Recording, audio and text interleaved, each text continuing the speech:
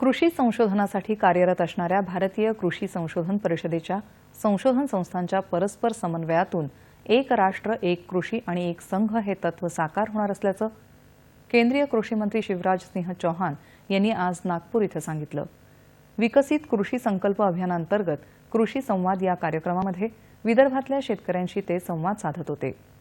कृषी समृद्धीच्या संदर्भात केंद्र सरकार राज्य शासनासोबत कार्यरत राहील अशी ग्वाही त्यांनी दिली।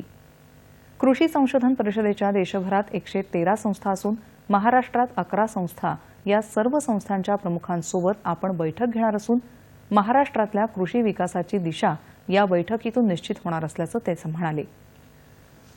प्रयोगशाळा आणि शेतकरी यांच्यातली दरी कमी करण्यासाठी सरकार वचनबद्ध आहे।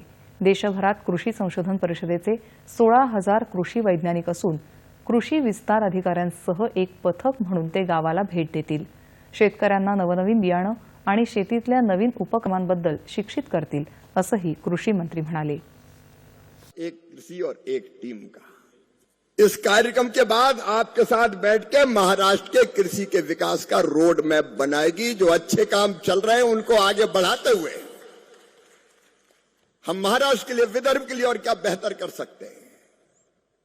आपको पता है 16,000 वैज्ञानिक हैं हमारे पास,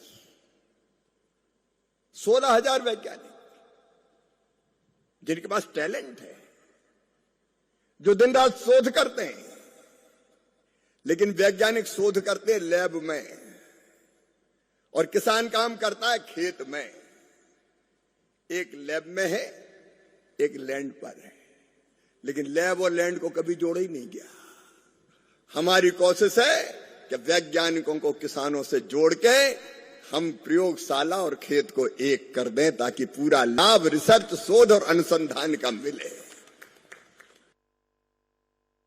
29 मे ते 12 जून या 15 दिवसांच्या अभियानात खरीप हंगामाच्या नियोजनासाठी हे वैज्ञानिक गावांना भेटी देतील। कापसाच्या पिकावर पडणाऱ्या गुलाबी बोंडअळीच्या कीड व्यवस्थापनासाठी कृत्रिम बुद्धिमत्तेवर आधारित स्मार्ट ट्रॅप तंत्रज्ञानाचाही प्रारंभ शिवराज सिंह चौहान यांनी केला।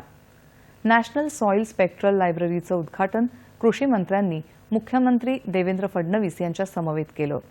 यामुळे महाराष्ट्र मृदा नकाशा असलेलं पहिलं राज्य बनत आहे।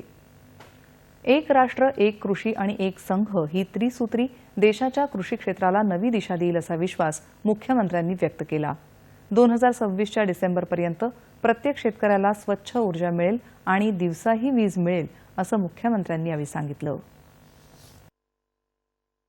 2026च्या डिसेंबर पर्यंत या महाराष्ट्रामध्ये शेतकऱ्यांना मिळणारा विजेचा युनिट आणि युनिट हा स्वच्छ असेल, तो क्लीन असेल, तो सोलर एनर्जीतनं आलेला असेल आणि दिवसा 12 तास वीज आम्ही शेतकऱ्यांना 12ही महिने त्या ठिकाणी देऊ अशा प्रकारचा कार्यक्रम आपण हातात घेतलाय।